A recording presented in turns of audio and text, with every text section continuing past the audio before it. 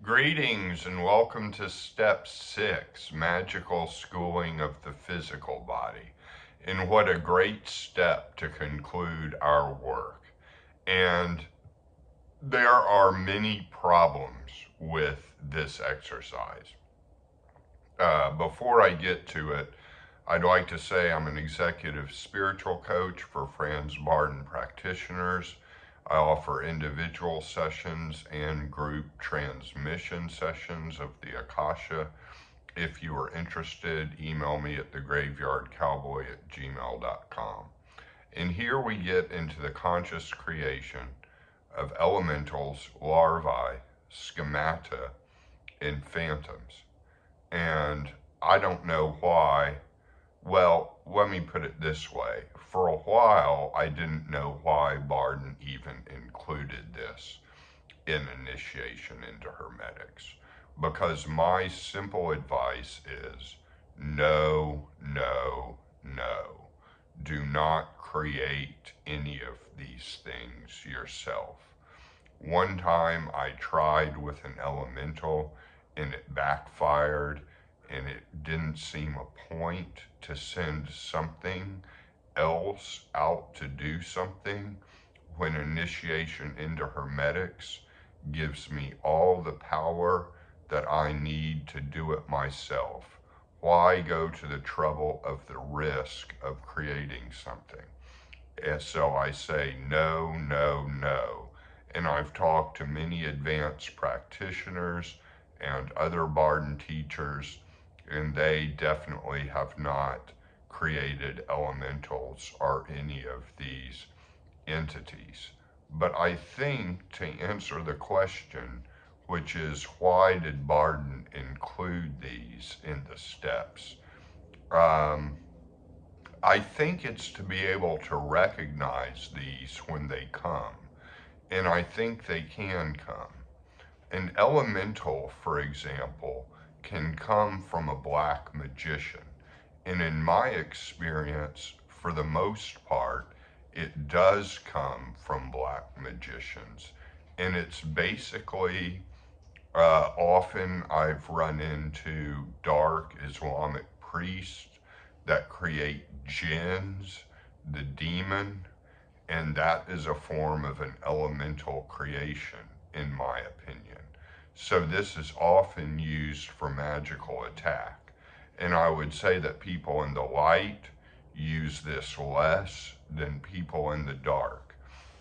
And the cure for any sort of magical attack is to get in touch with the Akasha and to pray it out. That having said about elementals, and I would strongly encourage you and advise you against creating any of these elementals. Going on with the larvae and the schemata, Barden makes some distinctions between them, but I would put them in the same category.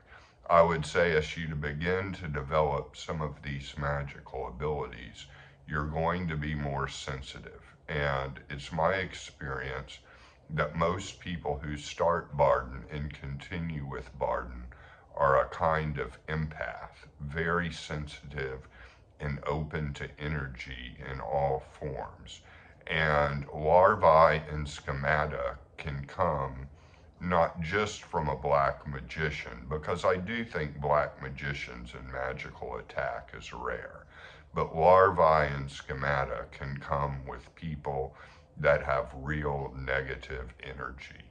And so a lot of that can come and it can feel like a stickiness, like an unbearable sense of being, and it can very much offset you in many ways. And again, the solution, in my opinion, is to pray it out with God and divine providence and to flood it with the Akasha. And so that's my suggestion with larvae and schemata. And it doesn't have to be a black magician. It can come with someone who just has extremely bad energy. And I've also noticed an interesting point with these, that a lot of people with bipolar And not all, but a lot of people with bipolar, with personality disorders that are borderline narcissistic or histrionic, can emit these larvae and schemata. And it's not necessarily demonic attack or magical attack. It's just interacting with them and taking on that energy. And so that can become a problem. And so the point is, read through all of this exercise and begin to recognize all of these things. I'd say there's no point in creating phantoms. Phantoms are often left in this world. And although there's a lot of horror story films on Netflix and documentaries of stuff getting really scary in a house, I would say that is rare. That is done by black magicians, and that is rare when a house gets so much poltergeist and phantoms and possessions, because it has to be fed. The phantoms are just after images of souls that have already passed on, and they're fed by attention to them. And the attention can come from somebody on the light or dark side, but in my experience, most phantoms are fairly harmless. And I have always been able to clear them out, holding a cross and commanding them to leave in the name of Jesus Christ. And I think I've talked about that on some of my podcasts. So begin to recognize these things, begin to recognize that they come. Be careful who you spend your time with. Be careful of spiritual teachers out there on the left-hand path, because that can really infuse you with some of these as well.